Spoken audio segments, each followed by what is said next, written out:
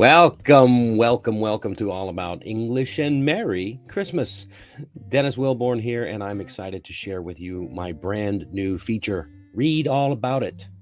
We'll be delving into Charles Dickens's universe and his timeless masterpiece, A Christmas Carol, in this series. The narrative will be divided into 26 parts so that we can fully explore its themes and takeaways. So come with me as we explore the true meaning of Christmas on this journey with Ebenezer Scrooge. Today we're continuing with part 6 of chapter 1, Marley's Ghost. So let's see what it's all about. Chapter 1, part 6. Let's jump in with the vocabulary. Beguile. Ooh, that's a good word. Beguile. It's a verb. It means to help pass the time pleasantly. Like this woman on the train. She beguiled the train ride with a romance novel. Yeah, of course. Can you imagine her just sitting there passing the time away? So instead of saying pass the time, beguile your way through something boring. Next up, gloomy. Ooh, this is a very gloomy chapter. We're getting ready to get into the ghostly part of Marley's Ghost. This is a ghost story, after all. Gloomy is an adjective. It means dark in a way that is unpleasant and makes it difficult to see. Yesterday was so gloomy.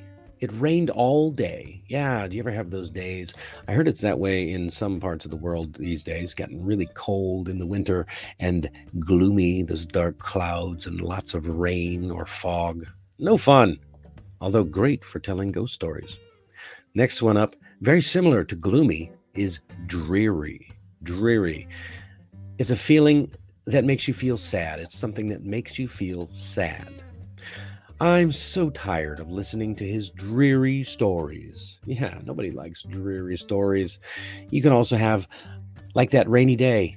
Oh, the rainy day has turned so gloomy and dreary. It's dark and dreary. Yeah, good expression. Ooh, a knocker is a noun, knocker. It's a metal object attached to the outside of the door of a house or something like that, in which you hit against the door to attract attention. It's really old-fashioned. You can still find it in some places, but it's been around for a long time.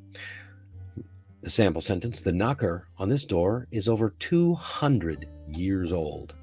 Have you ever seen a door knocker? I mean, if you live in a modern-style apartment or a house, you might not have ever seen one, except in the movies. So just imagine something with a little hinge and a boop, boop, boop that you can swing and knock against the door. Next one, spectacles is another noun. And as you see here, it has the word archaic. Archaic means old, old-fashioned. It's really, really old. So spectacles is what we used to use to describe glasses. The writer's spectacles were cracked in this portrait. That's why the portrait was no good. The spectacles were cracked. I think it meant the ones in the picture. All right, let's jump in to this passage. A Christmas Carol, chapter 1, Marley's Ghost. We'll continue with part 5. Actually, let's just rewind a bit and excuse me. That's the downside of recording to tape. You're going to end up with seeing that little sneeze there. Okay, take a look at yesterday or earlier, the last episode. We saw Marley trying to get out of work on Christmas Day. And of course, he says, well, it's only once a year, sir. And Scrooge ends with, a poor excuse for picking a man's pocket every 25th of December. But I suppose you must have the whole day. Be here all the earlier next morning.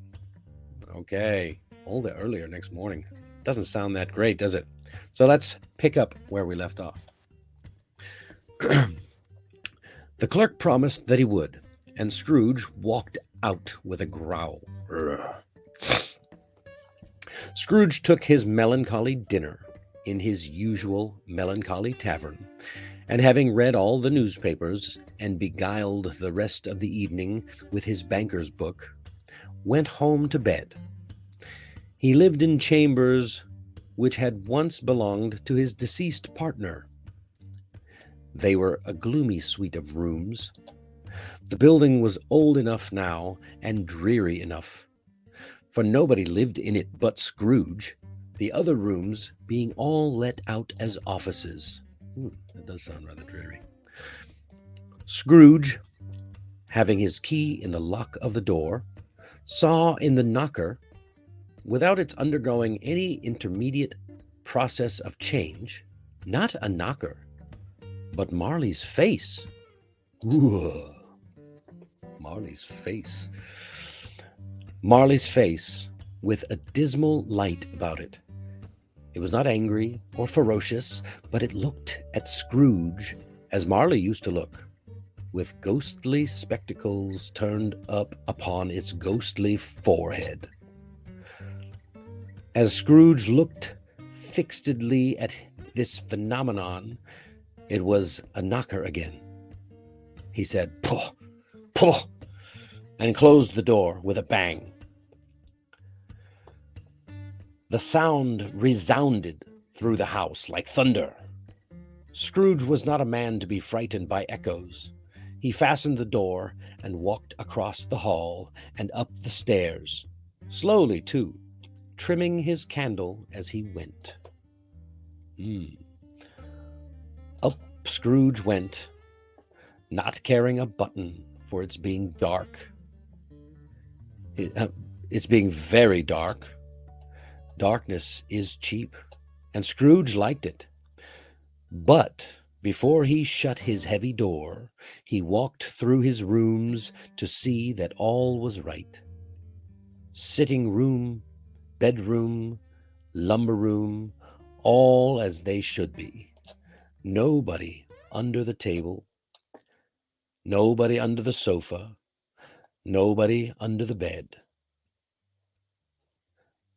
nobody in the closet, nobody in his dressing gown, which was hanging up in a suspicious attitude against the wall. Quite satisfied, he closed his door and locked himself in. Double locked himself in, which was not his custom. It's starting to get a bit gloomy in this story, don't you say? Gloomy and dreary. Oh, wow. So hopefully the story has painted a picture for you, and you can kind of imagine, so that you can answer the question, what did the building Scrooge lived in look like? What did it look like? I mean, it doesn't sound very lovely, does it? He says, excuse me, he went home to his bed. He lived in chambers. Chambers is another word for rooms, which had once belonged to his deceased partner, his old partner's house. They were a gloomy suite of rooms, a suite like a collection of rooms. The building was old enough now and dreary enough, for nobody lived in it but Scrooge, and the other rooms being all let out as offices. So imagine it's a large building, but there's only one person who lives there. That's it. Old Scrooge by himself, and all the other places are offices.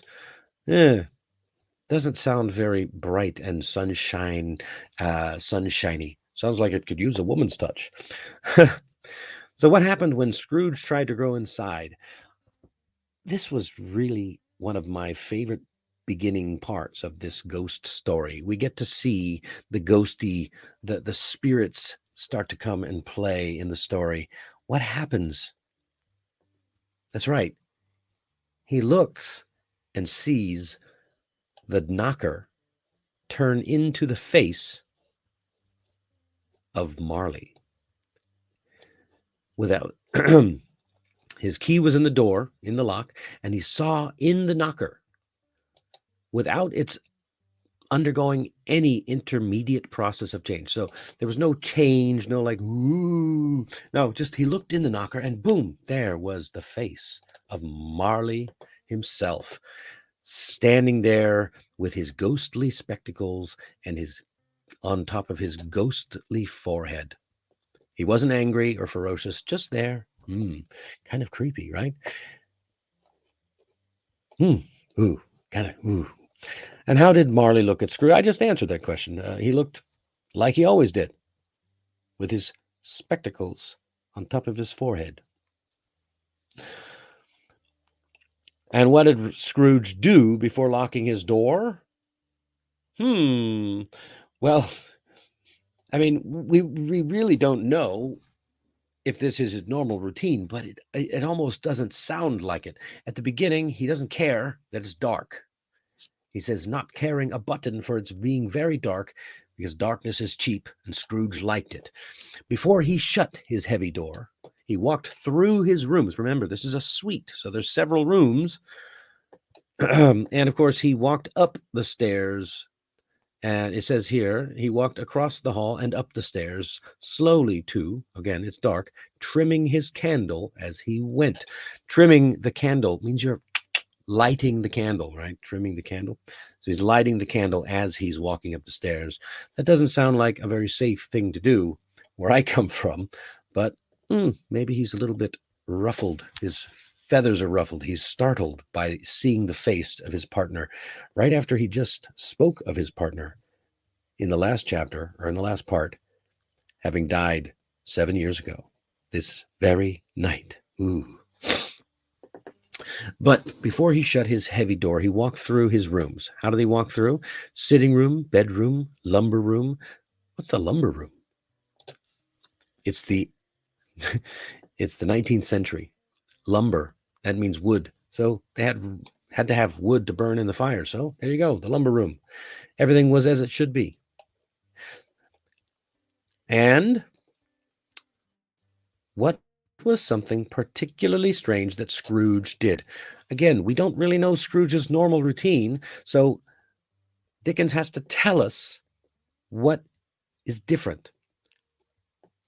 First, he says, quite satisfied after looking everything over, quite satisfied that nothing is wrong, he closed his door and locked himself in.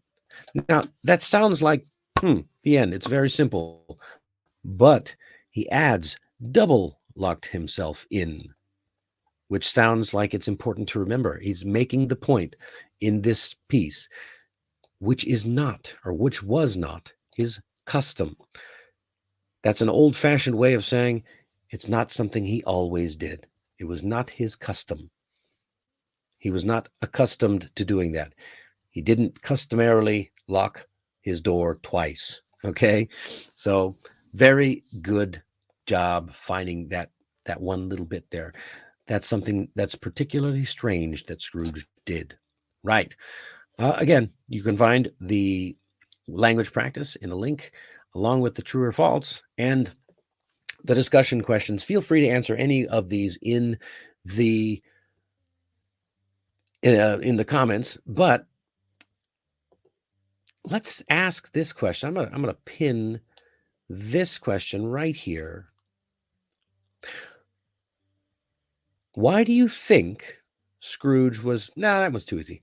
Why do you think Scrooge saw Marley's face in the knocker? I'd love to hear your thoughts. Why do you think he saw Marley's face in the knocker? Let me know in the comments down below. All right. That's all the time that we have for today. Thank you for joining me. Again, this was part 6. Join me tomorrow for part 7 and part 8 as we move on and deeper into Marley's ghost and see what Scrooge has in store next. See you next time. Merry Christmas. Thanks for joining me on this reading of A Christmas Carol by Charles Dickens. And if you want to continue the story, just click on the box right over there. I am always grateful for your support, so please remember to like and subscribe for more from All About English. Merry Christmas.